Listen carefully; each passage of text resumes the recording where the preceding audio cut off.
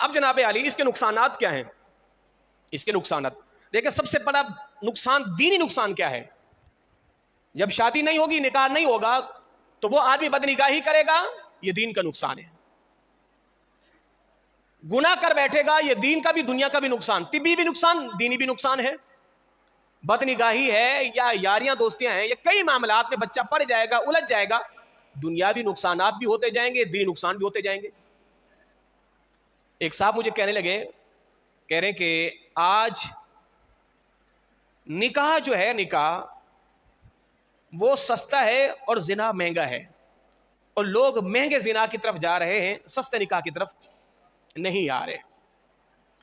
اب اولاد جو ہے یا تو شرماتی ہے ماں باپ کے کہنے میں، یا پھر ماں باپ اولاد اگر کہہ بھی دے نا، اگر بیٹا کہتا ہے کہ میری شادی کرواؤ، او توبہ توبہ، یہ دیکھو ابھی سر پہ چڑھ کے شادی کا بولے گا، کتنا بے غیرت ہو گیا ہے۔ ہم نے کبھی نہیں بولا تھا اپنے ماں باپ کو، ہم تو ایسے بے باک نہیں تھے، ہم تو ایسے نہیں تھے۔ ان کو کوئی بتائے آپ 1940-45 کی آپ کی پیدائش ہے، او بابا جس زمانے میں یہ بےہودگیاں نہیں تھی، جس زمانے کے اندر معاشرہ اتنا جو ہے وہ فتنوں والا نہیں تھا، آج ہم نے جدید دور میں آنکھ کھولی ہے، اور جب جدید دور میں آنکھ کھولی ہے تو ہمیں گھڑی گھڑی اس کے اندر بے حیائی، بے پردہ عورتیں دکھتی ہیں،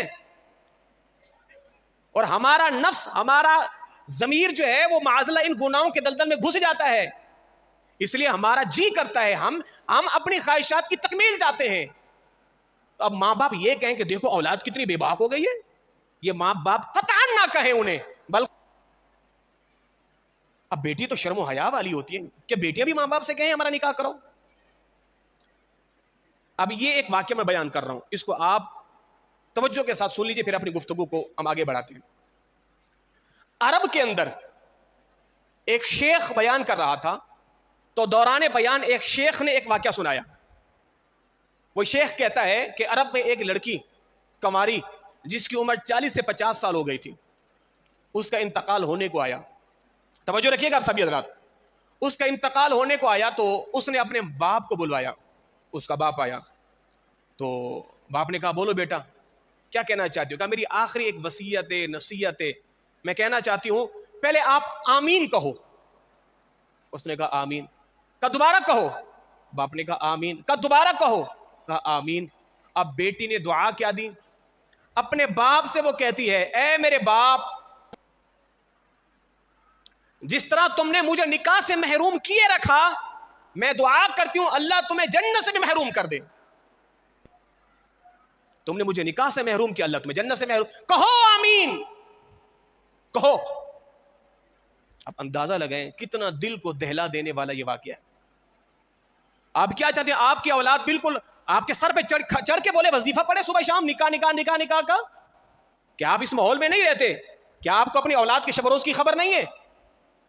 آپ لوگوں نے شادی بیاہ پر جو آپ لوگوں نے رسمیں بنا رکھی ہیں، اور اتنی لمبی طول کی رسمیں، توبہ توبہ توبہ توبہ لا حول ولا قوت الا باللہ۔ یہاں پر مجھے ظاہر میں نوجوان سے پوچھتا ہوں، نوجوان کہتے ہیں جناب یہاں پر جب خالی بات چیت ہوتی ہے تو آنا جانا شروع ہو جاتا ہے، بات چیت ہو گئی آنا جانا شروع، ایک دوسرے کے یہاں دعوت، ایک دوسرے کے یہاں کھانا پینا شروع ہو گیا، اور پھر جناب وہ منگنی ہے، اچھا منگنی کی رسم پر کھانا پینا، اور اس کے بعد پھر جناب علی وہ دن تاریخ ہے، اس پر پھر کھانا پینا، اس کے بعد پھر ہر عید پر ایک دوسرے کو تحفے تحائف کا تبادلہ، 50 تم دو 50 ہم دے، کپڑے تم دو کپڑے ہم دے۔ یہ کیا رسم ہے بھائی؟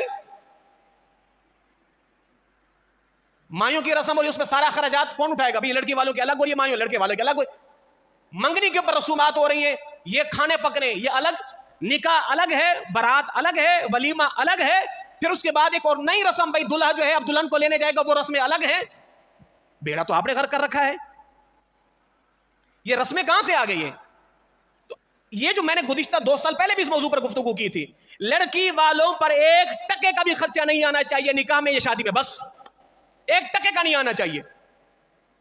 یہاں تو الٹا لڑکی پر ہی سارا بوجھ ہوتا ہے، بارات الگ ولیمہ الگ، آپ بارات رکھو ہی نہیں، بارات رکھو ہی نہیں، نکاح کی چھوٹی سی رسم ہو، 10 عورتیں وہاں سے آئیں 10 عورتیں وہاں سے آئیں، عورت کو لے کے چلی جائیں، اللہ خیر سلام۔ اور ایمان سے بتاؤ جس کی بیٹی گھر سے بھی آ کے جا رہی ہو، وہ کیا پکوانوں پہ جا کے آرڈر دیتا رہے گا؟ وہ شادی ہال بک کرواتا رہے گا؟ وہ مووی والے وہ کیمرے والے بکنگ کرواتا رہے گا؟ مگر یہاں تو سارا کا سارا ماحول ہی بگڑا ہوا ہے میرے بھائی۔ اب کوئی پہل کرے تب نا، کوئی پہل کرنا بھی نہیں چاہتا۔ ہم اپنی ناک کو اونچی رکھنے کے لیے لوگوں کی پیشانیوں کو دیکھتے ہیں کہ دیکھیں اس کا موڈ خراب تو نہیں ہو گیا. یہاں تو 70-70 ہزار کے لیں گے لڑکی والے الگ, ایک رات کا شو ہوتا ہے یار, دماغ ہے نہیں ہے. اکثر نوجوانوں سے کہتا ہوں خدا کے بندو کہا کرو یہ خرچہ مت کرو, یہ پیسہ ہمیں دے دو, ہم نے شادی کے بعد میاں بیوی دونوں عمرے پہ چلے جائیں گے, ختم. یہ بھی تو کر سکتے ہیں نا. ابا کو کہے وہ مہنگا شادی حال کائے کو بک کرا رہے ہو, گلی میں تو ٹینٹ لگا لو, بارات آ جائے گی اللہ خیسا, وہ جو پیسہ لگے گا وہ جو موویوں پہ, وہ جو کیمروں پہ, وہ جو باراتوں پہ, چھوڑو ان کو, پیسہ سارا ہمیں دو. شادی کے 8 دن کے بعد میاں بیوی عمرے پہ گئے, سبحان اللہ. اب یہ سوچ ہم آپ کو دے تو سکتے ہیں نا, مگر عمل کوئی نہیں کرے گا, یقین کرے کوئی بھی نہیں. میں نے اپنے قریبیوں کو دیکھا ہے وہ بھی نہیں کرتے, اور کہتے ہیں مولوی صاحب میں نے تو زور لگایا تھا مگر میں کیا کروں, میری اماں آگے آڑے آ گئی ہے, میں ہار گیا ہوں. تو گفت